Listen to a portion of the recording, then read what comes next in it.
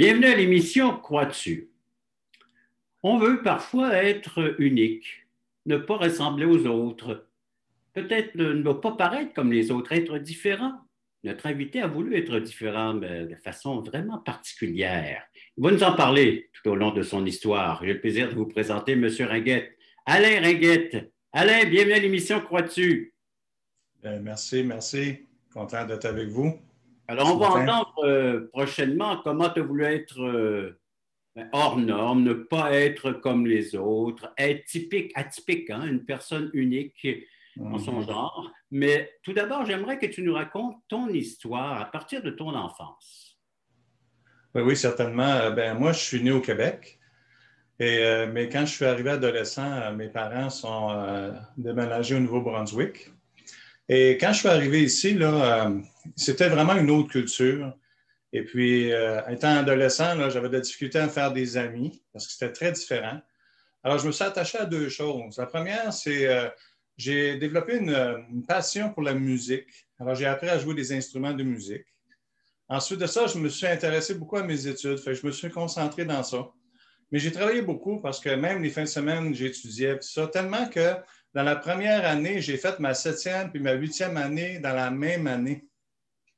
Et puis l'année d'ensuite, la neuvième année, le rendu à Noël, j'avais presque terminé mon programme. Et là, qu'est-ce que l'école faisait, eux? C'est qu'ils m'envoyaient à la bibliothèque.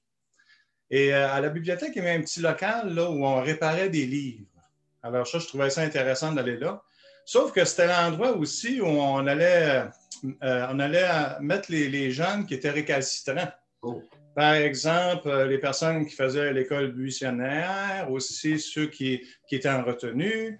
Et c'est là que j'ai fait de mes amis, moi. Et dans l'après-midi, on se sauvait. On allait chez un de nos amis, puis on écoutait de la musique. Puis là, lui, il faisait jouer des albums de Led Zeppelin, puis de Deep Purple. Puis on se faisait des guitares en bois, puis on faisait du air guitar.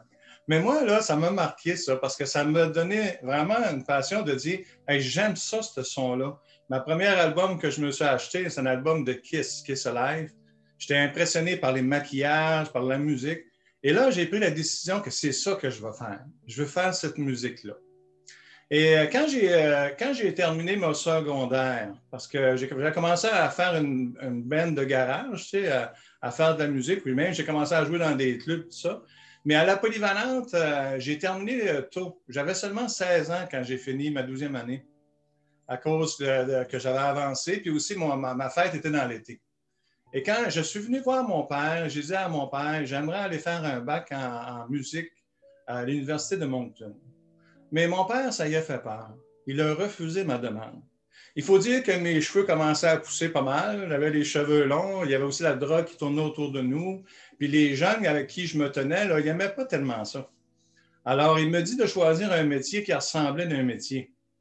Hmm. Et moi, ben, mon père a un métier comme ça, c'est électricien, plombier, chauffeur de camion. Tu sais. Ça fait que moi, je ne m'identifiais vraiment pas à ça. Alors, j'ai choisi finalement l'électronique. Parce que je me disais, c'est le métier qui se rapproche le plus de la musique. Alors, avec ça, je vais pouvoir me faire des pédales pour la guitare, des amplis et tout ça.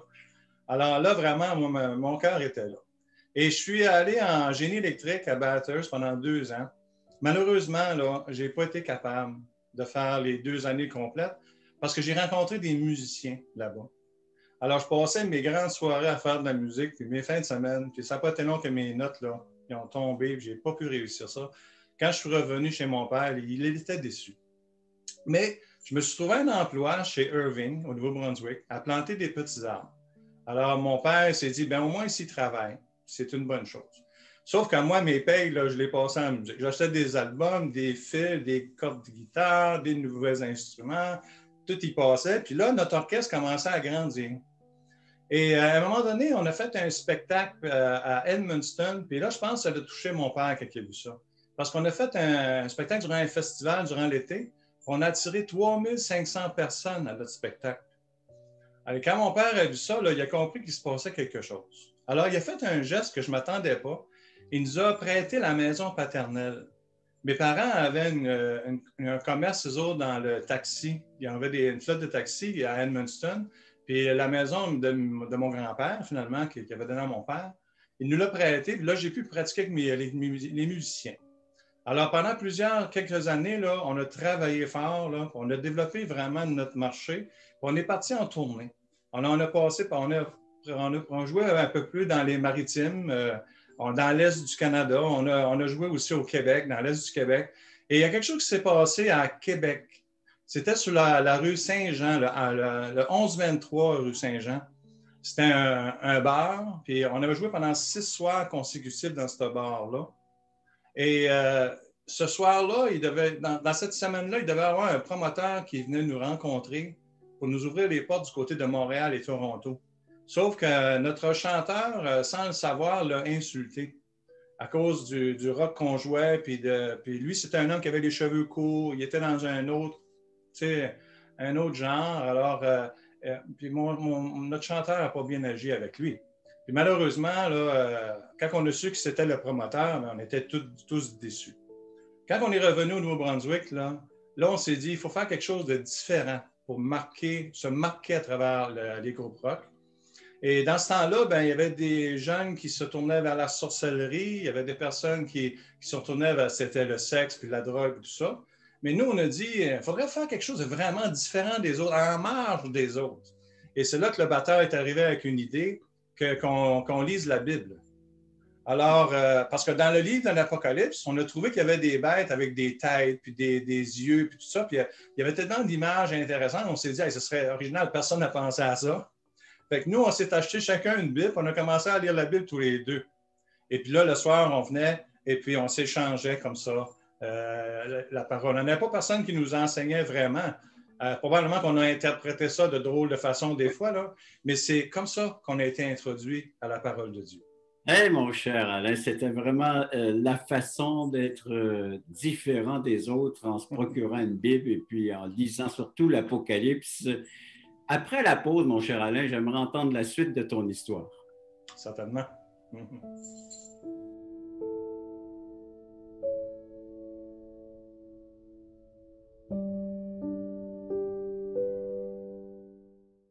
Le voici, ce merveilleux cadeau. Nous vous offrons un livret d'environ 20 pages qui a comme titre « Passeport pour le ciel ». Très bien illustré. Un enfant le pourrait saisir, comprendre la portée du message. Nous vous l'offrons tout à fait gratuitement, sans aucun déplacement de votre part.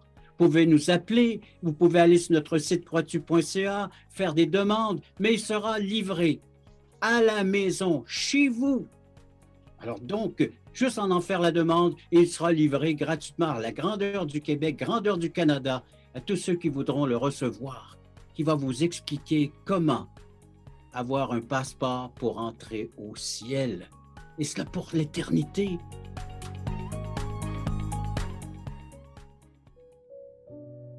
Alors, Alain, tu cherchais une façon d'être différent de tout ce qui pouvait exister déjà sur la surface de la Terre, mais déjà en tant qu'artiste musicien, ça diffère de plusieurs, mais en plus de vous procurer une Bible et de commencer à la feuilleter, ça met vraiment l'apothéose, c'est le bout de tout, là. On va être vraiment différent de tous les autres orchestres qui pouvaient exister. Parle-nous de la suite.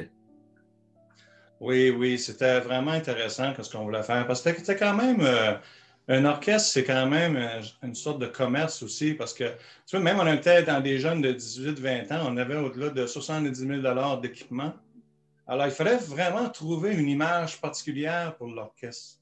Et on a lu la Bible pendant 1 an. Alors, que pratiquement tous les soirs, ou à tous les 2-3 soirs, là, on se rencontrait, moi et Gilles, mon copain qui était le batteur, pour justement partager qu'est-ce que tu as trouvé, qu'est-ce que moi j'ai trouvé. On soulignait, on se partageait ces choses-là. Et sans qu'on s'en rende compte, il a commencé à y avoir des changements dans notre perception de la vie. Je vous donne un exemple.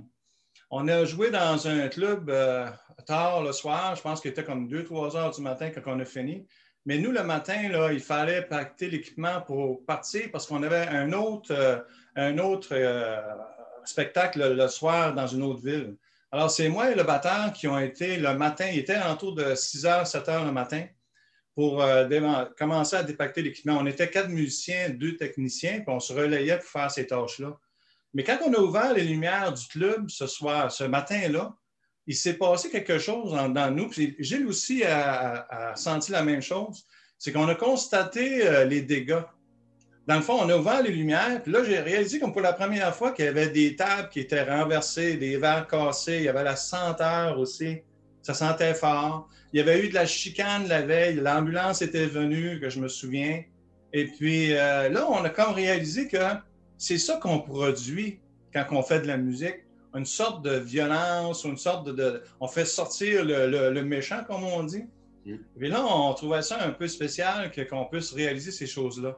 Puis à un moment donné, on s'est réunis, tous les gars de l'orchestre, pour décider comment on allait orienter la band.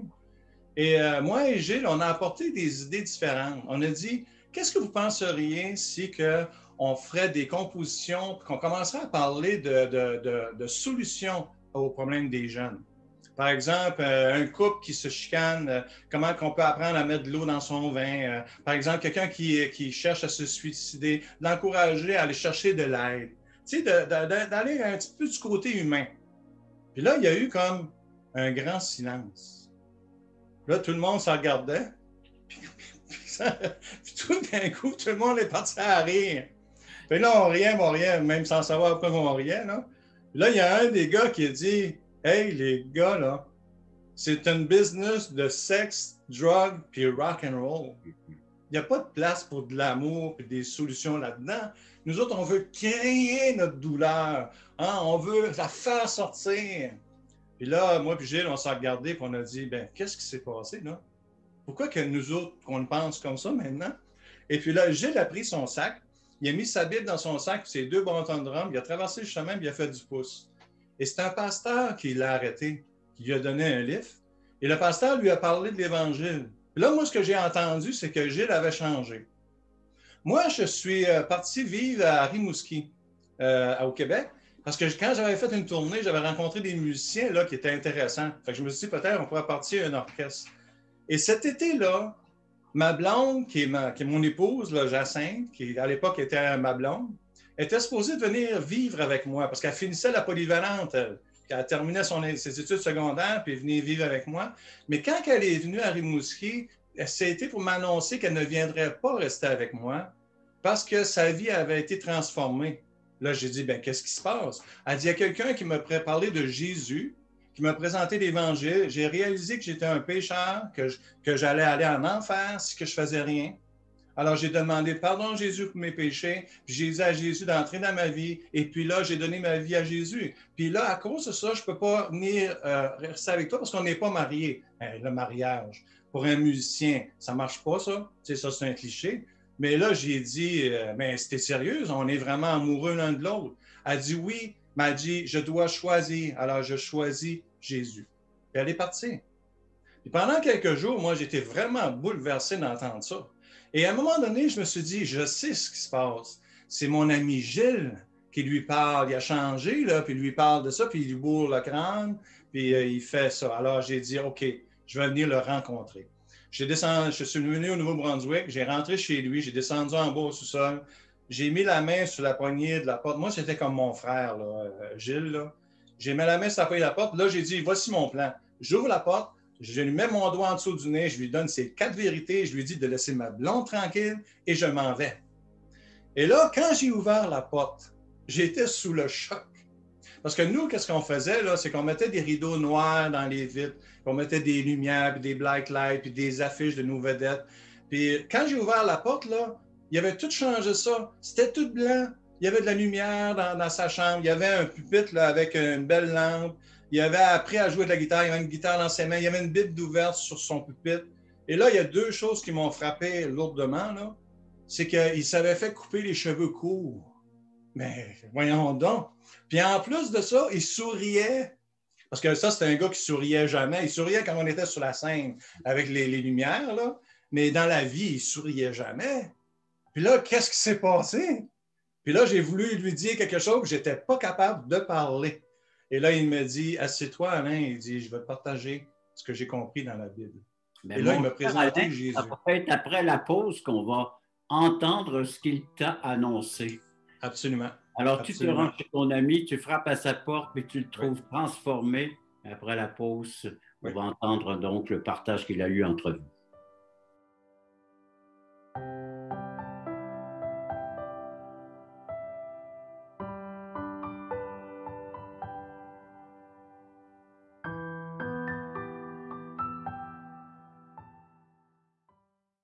Le ministère Croix-tu est heureux de t'inviter à une étude biblique en ligne.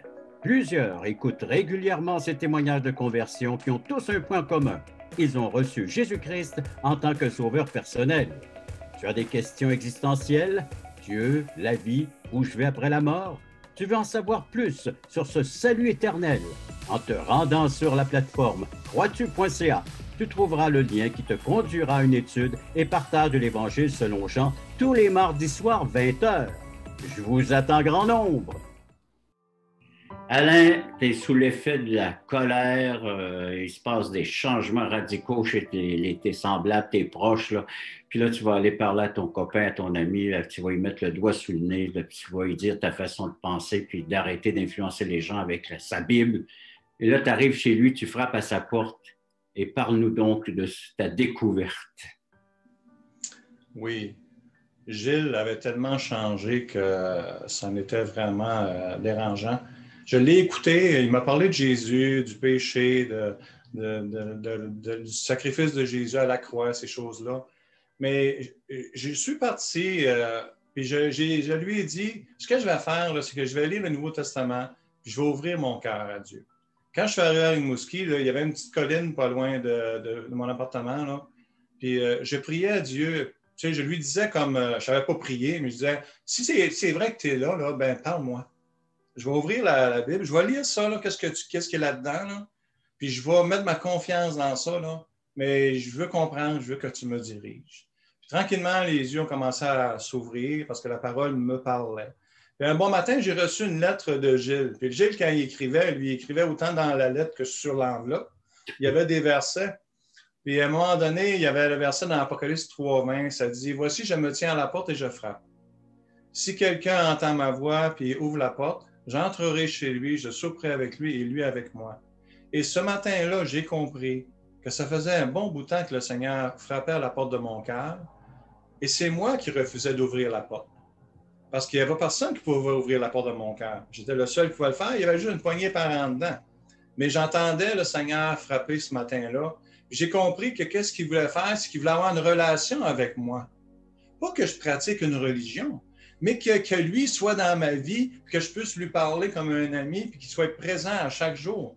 Et ce matin-là, là, je lui ai demandé pardon. Et ce que j'ai décidé de faire, j'ai décidé de renoncer à la musique métal, heavy metal, pour me consacrer à le connaître. Parce que je savais qu'il fallait que je le suive. C'est ça qu'il m'a demandé de faire, de renoncer à moi-même, de le suivre, et j'ai pris cette décision. Quand je suis arrivé au Nouveau-Brunswick, que je leur ai dit que je m'avais converti à Jésus, il n'y a personne qui me croyait. Mais après un certain temps, ils ont vu que mon cœur avait changé. Alors, je me suis marié avec ma belle Jacinthe. On est venu vivre à Rimouski. Et il y a un pasteur qui venait nous visiter à toutes les 2 semaines. Et lui, il m'a dit, Alain, aimerais-tu ça étudier la Bible? J'ai dit, j'aimerais vraiment ça d'en connaître plus. Ça fait qu'il m'a donné un petit livre qui s'appelle Le Maître et son disciple. C'était une douzaine de leçons spirituelles. Alors, il dit, fais un petit bout de la leçon, puis il dit, quand je vais revenir dans 2 semaines, je vais corriger ça, puis on va faire ça ensemble. Alors, j'ai dit, c'est bien ça. Mais quand il est revenu dans 2 semaines, moi, j'avais fait tout le livre. J'étais un passionné. Puis on dirait que c'est comme si Dieu aurait ramené les études dans ma vie, puis l'amour de l'école, parce que j'ai toujours aimé l'école. Alors, quand il est arrivé, il dit, ouais, il dit, t'as travaillé fort. Fait que là, il m'a donné un autre livre qui s'appelle Les principes fondamentaux de la foi. Puis il dit là, il dit, prends ton temps et je vais revenir te voir avec ça. Puis dans 2 semaines après, moi, je l'avais fait. Là. Ça fait que là il savait plus quoi faire avec moi. Fait qu'il dit là, il m'a introduit à Sembec. Fait que ça, c'était un séminaire qui était à Montréal. Fait que comme ça, je me suis inscrit, j'ai pu faire des études. Et j'ai eu le privilège aussi, dans mon salon, de voir naître une église, dans le sens qu'ils connaissaient des gens qui étaient des chrétiens. Ça fait qu'on s'est réunis ensemble dans mon salon. Alors, j'ai connu cette expérience-là. Puis pendant 9 ans, là, ça a été comme ça, là, de grandir dans l'Église avec d'autres personnes qui avaient la même foi que moi. Et à un moment donné, je suis déménagé dans la région de Montréal. Et là, Dieu m'a permis d'aller plus loin dans mes études. J'ai été formé comme pasteur, puis je suis devenu un pasteur. Et en 96, Dieu m'a appelé de revenir au Nouveau-Brunswick, mais pour travailler à annoncer l'Évangile, puis de former un groupe de croyants. Puis j'ai travaillé dans l'implantation d'une église à Grand-Sault, au Nouveau-Brunswick. Et j'étais là pendant 14 ans, pasteur à cette église. Et ensuite de ça, voilà, là, je suis déménagé à Edmundston. Et maintenant, j'ai commencé à avoir des contacts encore, puis de continuer de transporter ce message-là, parce que c'est devenu ma passion de suivre Jésus, puis de pouvoir le connaître. Et une belle chose qui s'est produite aussi, c'est que Dieu a ramené aussi les études, puis il a ramené la musique aussi. Parce que j'ai eu l'occasion de faire de la musique. Puis ici même, j'ai un piano sur lequel je peux jouer. Et je me rappelle quand j'étais chez mon grand-père, quand j'étais petit, que je jouais du piano. On dirait que Dieu, il a tout mis ça ensemble. Je vais attendre à la conclusion pour partager les belles choses que Dieu a permis dans ma vie. Mais parle-nous un peu de ta musique, vu que tu es musicien, ça doit avoir changé beaucoup, les paroles surtout.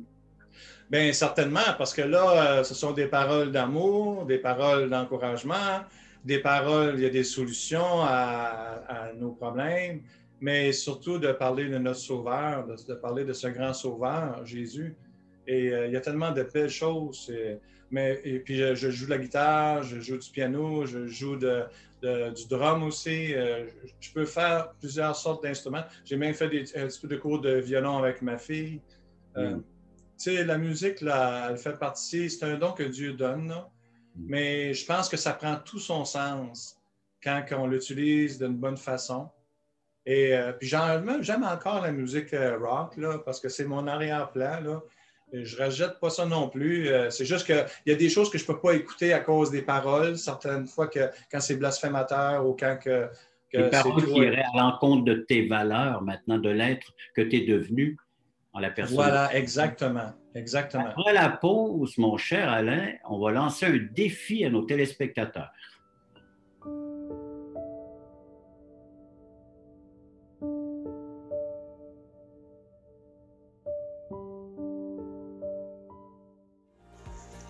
Le ministère Croix-tu est très heureux et enthousiaste de vous inviter sur Zoom en direct tous les samedis 9h30 Canada, 15h30 Europe.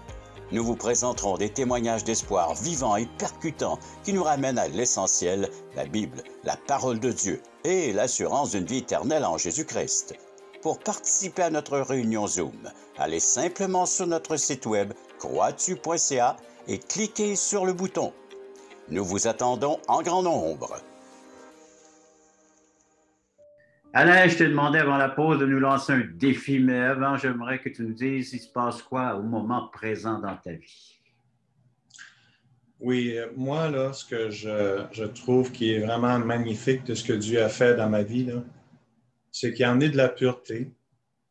Puis il y a mes enfants que j'ai avec moi aujourd'hui, 2 adolescents. Ben, mon garçon arrive à 21 ans, ma fille a 18 ans. Et ils sont avec moi. Mon épouse est à Montréal, elle est aux études. Le Seigneur a fait vraiment des belles choses. Moi, je n'aurais pas connu ça là, si j'aurais persisté dans ma musique. J'entends beaucoup de ces chanteurs, de ces musiciens-là qui sont en train de faire des dérapes, tu sais. Surtout à l'approche, en vieillissant, approche de la mort. Mais moi, là, j'ai une paix face à la mort. J'ai une paix face à ce qui peut arriver. Je sais que Dieu prend soin de mes enfants. Ils entendent l'Évangile, eux aussi. Ils ont un cheminement à faire, eux aussi, là. Mais tout ça est venu avec la lecture de la parole de Dieu. Dans la minute que j'ai ouvert la Bible, là, je ne m'attendais pas à ça, mais de découvrir un Dieu vivant. Parce que moi, dans ma tête, le Dieu, c'était comme dans un autre univers, là. Mais quand j'ai ouvert la Bible, il est devenu très personnel. Ce Jésus est vivant. Alors, je peux lui parler. Il est à la droite de Dieu. On peut lui parler. Il a dirigé ma vie, puis il la dirige encore. Et je crois que c'est là le plus beau dans tout ça, c'est que Dieu là, va prendre notre vie puis il va faire quelque chose de bien avec, parce qu'il est notre créateur. Alors, qui de mieux qu'on peut lui confier notre vie, qui peut nous diriger? Alors, je dirais là que moi, je suis très heureux aujourd'hui. Je suis très heureux d'avoir mes enfants et de mon épouse aussi. Je sais, Seigneur, que le Seigneur prend soin de moi à chaque jour. Quand je traverse des difficultés, il est là. C'est ton encouragement face à nos téléspectateurs? de mettre leur confiance en Dieu? Oui, absolument. De découvrir ce que la parole de Dieu nous enseigne, de découvrir ce que Jésus a à nous dire. Là, quand on parle dans le temps de Pâques, là, Jésus est mort sur la croix. Pourquoi est-il mort sur la croix? C'est parce que nous sommes des pécheurs. Puis c'est vrai qu'on fait des belles choses dans la vie, on peut faire des bonnes choses, mais ça n'enlève pas nos mauvaises actions, qu'on en a tous. Ces mauvaises actions-là, c'est ces mauvaises actions-là qui nous empêchent d'entrer dans le ciel. Alors, si on a... C'est pour ça qu'on a besoin d'un sauveur. C'est pour ça que Jésus est le sauveur. Sauver de quoi? Nous sauver de la condamnation à venir, du jugement à venir. Puis, dans le ciel, il n'y a pas de méchanceté. Alors, il faut que notre vie s'aille transformée pour en arriver là. Alors, moi, je sais que mes péchés ont été pardonnés. Je sais que même si je meurs aujourd'hui, que je ne resterai pas dans la tombe, le Seigneur, il va me prendre, puis il va m'emmener avec lui dans le paradis de Dieu. Il le dit au malfaiteur sur la croix, là, aujourd'hui même, tu seras avec moi dans le paradis. Alors, pour moi, là, j'ai découvert ces choses-là. Je suis très heureux de ça. Alain, Alors, merci je rends gloire à Dieu. nous partager ton assurance, cette sécurité que nous pouvons nous aussi obtenir en la demandant à celui qui nous l'offre, la personne de Jésus-Christ, en l'accueillant comme Sauveur et Seigneur. Le grand libérateur nous libère de la puissance du péché, de la condamnation, de la punition du péché, et ainsi de suite. Amen. Ceux qui veulent en savoir davantage, allez nous visiter, venez nous voir à croixtu.ca et puis vous allez pouvoir entendre des témoignages comme vous venez d'entendre celui d'Alain les samedis matins à 9h30. Juste aller sur le site et cliquer sur le Zoom qui sera là pour pouvoir entrer avec nous tous, et puis être présent le mardi soir 19h30, des études de la parole de Dieu, de la Bible, et vous avez également l'offre de littérature. On vous offre présentement le passeport pour le ciel. On entend parler de passeport en temps de crise, on a besoin de passeport pour entrer ici et là, bien, pour aller au ciel, pour entrer dans le ciel, on a besoin d'un passeport aussi. Alors, quel genre de passeport? Ben, faites-en la demande, vous le recevrez tout à fait gratuitement. Alain, je te remercie beaucoup encore de ta participation à notre émission Croix-tu. Et j'invite nos téléspectateurs donc à emboîter un pas de plus, en plus d'avoir visionné, écouté ce programme, eh bien d'aller nous visiter, nous rencontrer à croixtu.ca. Une invitation tout à fait gratuite. Merci d'avoir été là. À la prochaine. Au revoir.